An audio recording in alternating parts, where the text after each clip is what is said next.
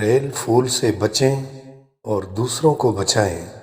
مسلمان نہ بے وقوف ہوتا ہے اور نہ ہی کسی کو بے وقوف بناتا ہے۔ مسلمان مذاق میں بھی جھوٹ نہیں بولتا، کیونکہ جھوٹوں پر اللہ کی لعنت ہوتی ہے۔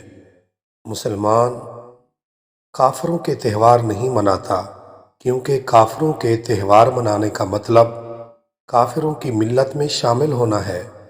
مسلمان سنجیدہ اور باوقار ہوتا ہے، جو اپنی سوچ اور کردار کو بلند رکھتا ہے۔